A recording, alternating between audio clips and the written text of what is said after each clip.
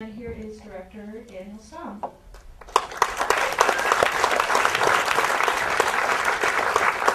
Thank you very much.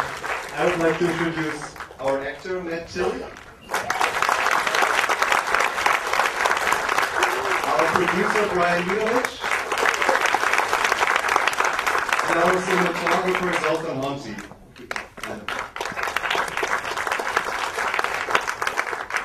Anyone has a question? Yes. Why did you decide in the introduction to reveal that it was accurate? Can I ask real quick by show of hands who would have preferred if I had? Had not. Yeah, we did. Well, we didn't in previous screens. We never said it before, and though we were listed under narrative, people, about half the audience always thought it was real, and we got some freaky reactions.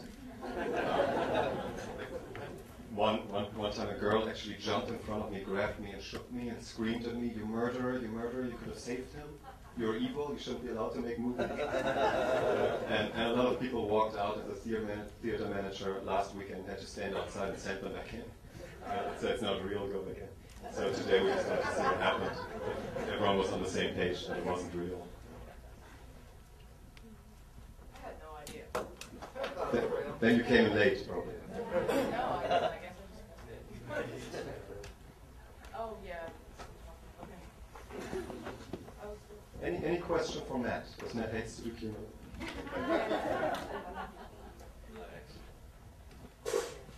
Shortest Q&A we've ever had. We're dumbfounded. There's one way back there. I think everybody. Yes, way back there. What's the reason of wanting to see the audience or not let them know that it was, a doc or that you were playing? And also, why choose the MTV style? Sure, I can't comment on the MTV style. And this is something that's come out the last couple of days. At no point did, when we submitted this to South by, it was put in the narrative section. We didn't try to any type of, I don't know, we were kind of caught off guard in the last couple of days when people were so shocked that it wasn't more clear in some sort of fashion, because it wasn't intent. Me as a producer, when I started seeing the footage from Daniel and started talking about this film, I know he was talking about this was about drive. And it really wasn't, like suicide was a plot device that pushed the narrative along. But the story itself was about people's drive and what drives people to do things. So if you want to talk about why it was shot in this documentary format. There's a technical reason why we did that, and that's that we just all came out of film school. We all went to film school at AFI together, the cinematographer, producer, the editor, and we were just broke. We didn't have the money to do 35mm widescreen extravaganza. So we were looking for a story that we could shoot in this format and where it would actually contribute, where the aesthetics would kind of beckon up the story. And this is a story about a documentary filmmaker. So we thought, why not shoot it in that documentary film format, which I suppose you mean by MTV style. So that wasn't our intention, really. And then I think you came in late. We did say in the beginning today that it's not real, and it's exactly to avoid that kind of. The problem is that the focus over the past days, whenever people talked about this movie, was always, is it real, is it not real? And it just became very gimmicky, and I'm very proud of the film as it is, and I'm very proud of what the actors did with it. And I just thought there was a pity that all we ever talked about was why does it look as if it's real, is it not real? That's why we did that this way today. Thank you. Yes? First of all, what was the inspiration for the piece? And just kudos, and because I think that any piece of work that can evoke that such strong emotion from the audience, whether it be painting, film, music, whatever, I think that if you can really reach people on that deep a level, like that's amazing. Like that's an accomplishment. Thank you. One would have inspired you guys to go the route of the suicidal documentary, and two, were you guys surprised at all with the audience response, or did you semi-expect that? I had to the first part, I had a roommate in Germany who was a documentary filmmaker, and he one day said someone should make a documentary about a suicidal person. I thought that's probably a bad idea. And why were we surprised? I think I was surprised to see, after the first screening, when there was like a test screening, very early on test screening, where there was just silence. There was nothing happening, and I thought like, ooh, it wasn't that bad. And then the worst thing that could ever happen to you happened. In the last row, there was one person who did this. I thought I'd die right there. And I was really surprised then that people did think it was real. And then we recut the thing completely, chose a new ending, we had a different ending first, and made it more obvious that it's obviously like a narrative. Or we thought. Okay. What was the original ending? Well, there wasn't an original ending. There were two. We shot two endings that night. One ending was that Gilbert goes into the garage, fills the suicide. We hear the one shot, and we wait, and nothing happens. And then the garage door opens, and Gilbert comes out. And you kind of see on his face that he has just witnessed something that's gonna stay with him for the rest of his life. That he's never gonna get over, and that he went too far, and that he's gonna pay the price for it.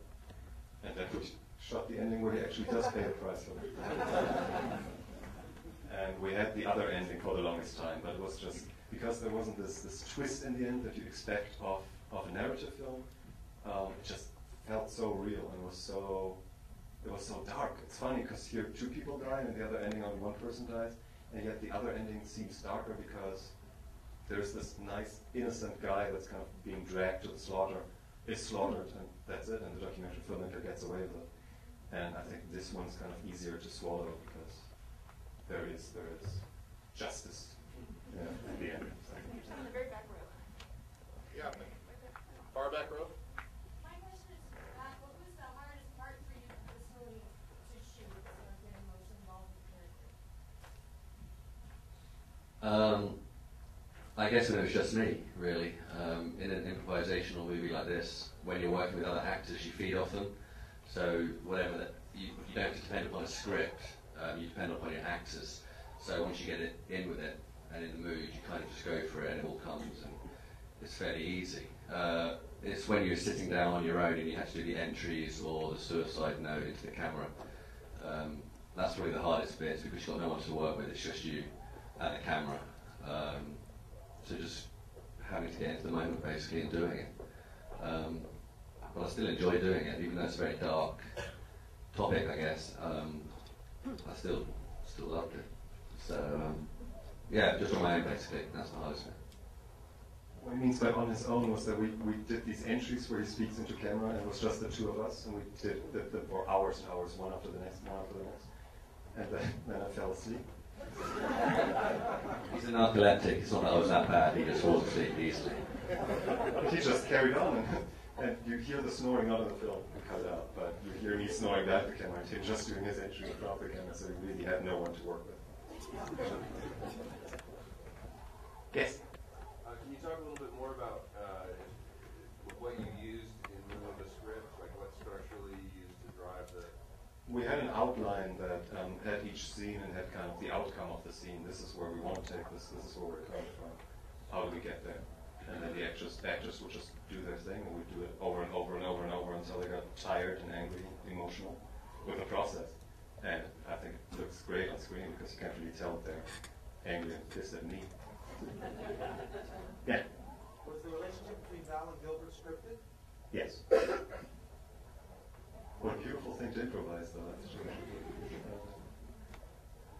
Where's the film going after?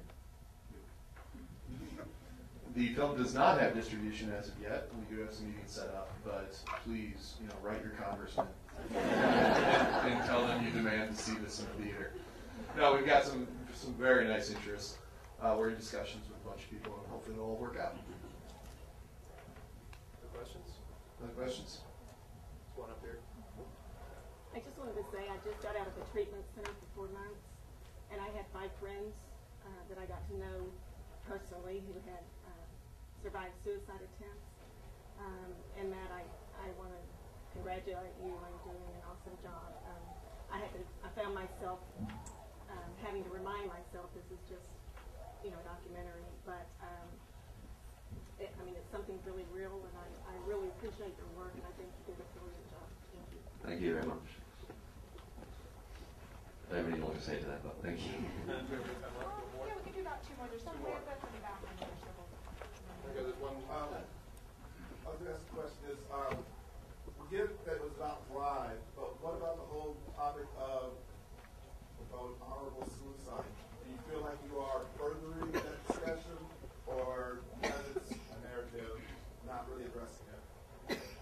I think either way we're not. I think if it was a documentary, we wouldn't really touch on that or make it. I don't feel it's a pro or. Do you understand the question? Yeah.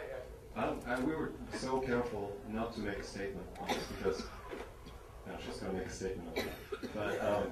But to me, it's the most personal decision what you do with your life, whether you end it, when you end it, if you end. And I think this movie is about the catastrophe that comes out of someone having an input into someone else's life, and I don't think we wanted to make a statement pro or against suicide, or even with a terminal disease. And I don't know if that came across that way. I don't know what you think, but that wasn't our intention if it came across. Do you feel it was like either? Well, you raised the issue, and I guess I'm wondering, is it now on the table, and will people begin to discuss that, or is it still just about drive? I guess the way I can talk about this is how I feel about this film. I just had come off of Sundance with a film called The Blackness, which is a really fun film that when you come out, you like, I want to buy that soundtrack, and wasn't Kingsley funny and things of that nature. And this is one that, I hope you come and talk to us outside. And I hope that you go. I got a message from a reporter who texted me and said, hey, I'm at the Austin airport, and there's a whole group of people debating your film at the bar. It's like, no bullshit. And I just thought that was the ultimate compliment. You make these types of films to spark discussion and to have people talking amongst themselves about these things. So I don't think, I know that Daniel was not trying to take a stance on this. He was very painstakingly communicating with the rest of us as a team that he did not want to, and that it was a plot device. But I hope it does spark conversation. That's what these types of films are great for. And that's why I really believe in Daniel as an artist. Yeah, I think I'm also a bit of a coward. So whenever I can raise questions and I don't have to give answers, I'm happy. So I think that's what we try to do with this film, raise as many questions as we can. If you find a single answer in there, lucky you. We get one last That one. person at the back, they've had their hand up forever. It's killing me. Not killing me.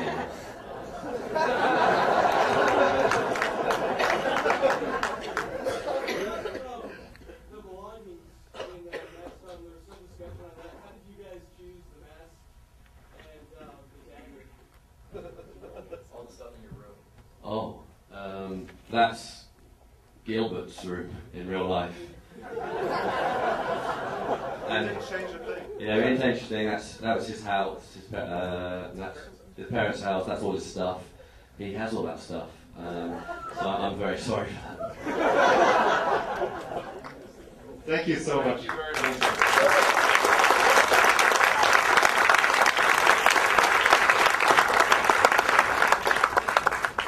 If you have further questions for the filmmakers, they'll be happy to speak with you out in the lobby, but we do need to give a little stop time to get this place cleaned up for our next screening.